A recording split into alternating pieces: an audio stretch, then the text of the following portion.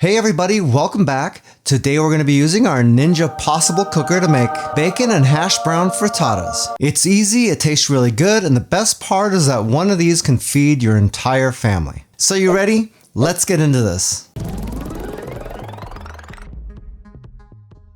For this recipe, we're going to need a big ass thing of eggs, a couple of green bell peppers, some sharp cheddar cheese, frozen hash browns, a bunch of bacon, one white onion, some whole milk, and our herb combination. I'm using a combination of granulated garlic, pepper, and a little bit of salt. As far as the salt in here, there's not very much, and you can probably get away with not putting any at all in there, seeing as how we got this cheese and this bacon both going into the recipe. It all just depends on how salty you like your food. If you'd like to make this recipe, all the ingredients and measurements are down in the description of the video, along with the calorie count, the protein, the carbs, and the fat. Alright, the first thing we gotta do is dice our green peppers. Just make sure you take this sticker off here. Can't tell you how many times I've actually eaten one of these that was inside of some food that I got at a restaurant. You serious? You can see right here that I've already diced these. That's just because I recorded the entire thing and didn't realize I didn't hit the start button. So I'm just gonna show you on this one how I did that. First, we're gonna cut around the top here, just getting through the skin and the meat. We don't want to cut all the way through because we want to be able to twist the entire top off and at least take most of the seeds out. You can still see there's some seeds left in there. We're just going to cut all of those out because we don't really want those in our recipe. So all you should have left is just this inside piece. We're going to dice this into pretty small pieces. We don't want big chunks of green pepper in our frittata. We want that to just be pretty small and unopposing. So really, we're just gonna take this, chop these down, and just chop them up until they're little small diced pieces. Take your time with that. Don't try to go super fast like super duper Iron Chef or anything, because if you do, you're gonna end up cutting your finger, which I've done many times for no reason because it's not a race. Anyway, once you got them cut like that, we're gonna put these aside. Next, we're gonna move on to our white onion. We're gonna peel and dice this. The easiest way is just to cut off the top, put the root at the very top, and then cut down right through the middle of the root, just like that. So we have two even pieces just like this. Now we can peel off the entire outside layer, basically the entire part that looks dry, so it just looks moist and shiny over the whole thing. Do that in the same way on the other side. Eyes are already starting to burn just a little bit. Now, to dice these, the trick is not to cut all the way through to the top. Our root here is the thing holding this all together. So all we gotta do is put this down just like that, and we're gonna use our chef knife to cut all the way across here, but we're not gonna go all the way to the top. We need just a little tiny bit up there holding things together. Again, you're gonna wanna cut this pretty close because we do want these diced pretty small. You can see that that's fanned out just like this. A lot of people like to cut across this way too before they dice it. I used to do that too, but honestly, if you look at your onion, you don't really gotta do that because it's already cut around this way. So just by cutting down, this is gonna get diced anyway, so that's kind of a wasted step. So we'll just put this down and we're just gonna cut down through just like that. See, we're getting nice diced pieces. And then just so we don't waste any of this, we'll flip that down just like that. And then we'll cut all the way around the root. So all you got is this little tiny piece left right here. Some of these pieces look big, but they're not really, they're just still stuck together. Put this right there, and then we'll do this with the other half. Next, we will move on to our bacon. I've already taken these out of the package and leave them kind of individually curled over like this. That makes them easier to deal with, and you don't have to really be too neat on this. Just as long as you make your pieces small enough, that's all that matters. Also, a good tip on knife skills, when you're cutting through anything, whether it's vegetables or meat or anything, it's a good idea to curl your fingers over. Don't have your fingers sticking out like that, because you're gonna cut through your hand. It's not gonna be fun. So you curl your fingers over, and then you use your first knuckle as a guide for the knife.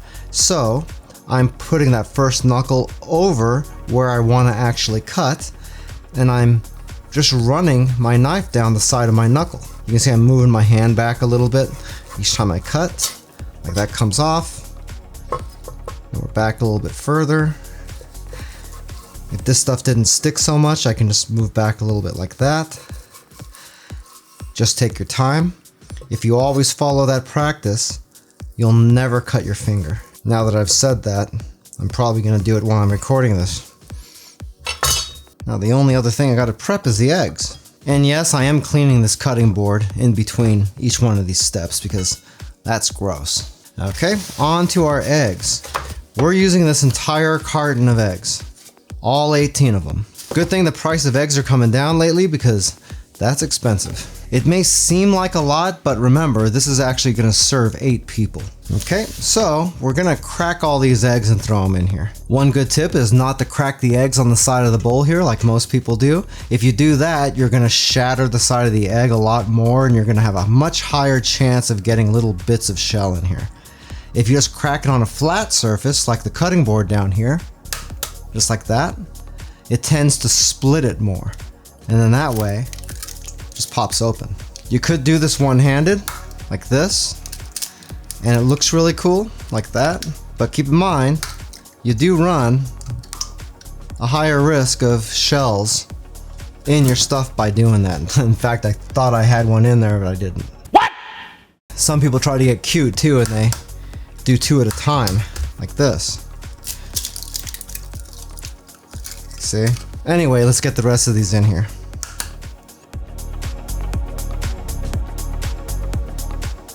And that gets messy. We'll give it a quick whisk. And we just don't want to see any entire yolk sitting there just like that one. We don't gotta do this very long. We just gotta make sure that it's at least reasonably combined. And once they look sort of uniform, we'll be done with these for now. Alright, now we're gonna take our possible cooker. Take that out of there. We're gonna turn this on, set this to sear and saute, leave it on high, and then we're gonna start this up. Now I'm just gonna give it a little bit of time to warm up. That should take about 5 minutes or so. Okay, once we got that preheated, we could throw in our bacon. And we're gonna let this cook for someplace between 10 and 12 minutes. Don't leave it in a big clump like I did just there though. You wanna at least spread this out, give it a chance to cook. Be sure to give that bacon a quick stir every so often just to make sure it cooks evenly.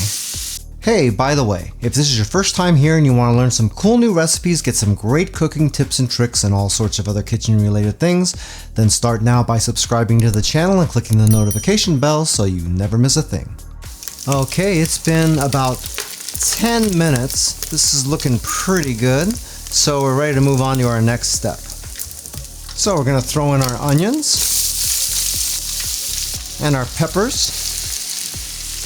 And we're gonna cook this for an additional 5 minutes. Sure you get that mixed up really nice. And we're only gonna need to maybe stir this once or twice. I'd say twice. So, I don't know, every 2 minutes, something like that.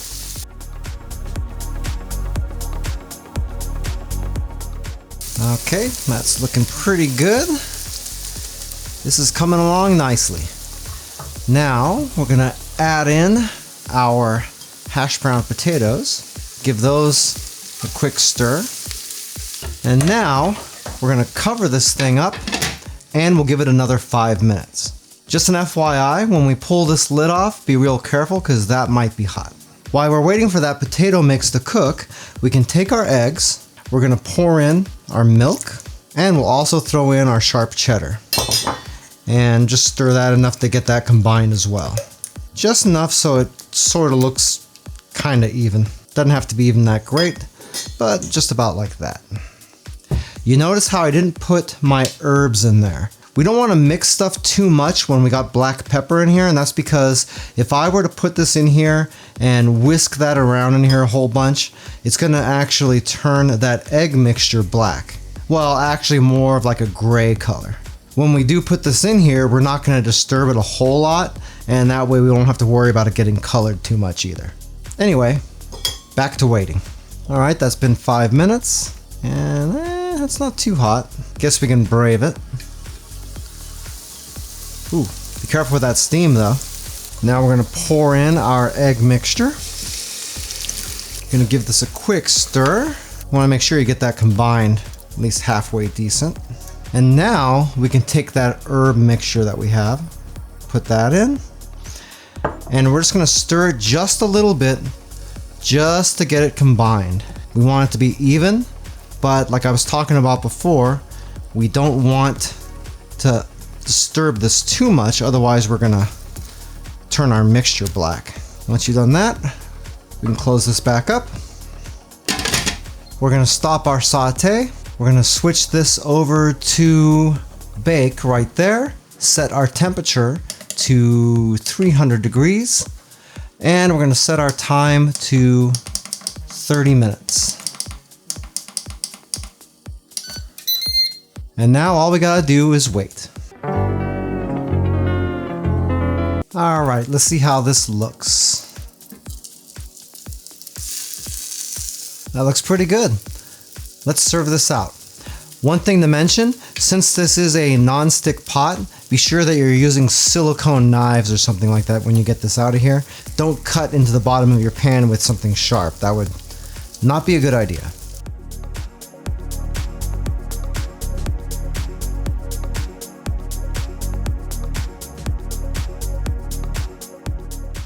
That came out super tasty, and as I look around the kitchen here, I really didn't make any mess doing this.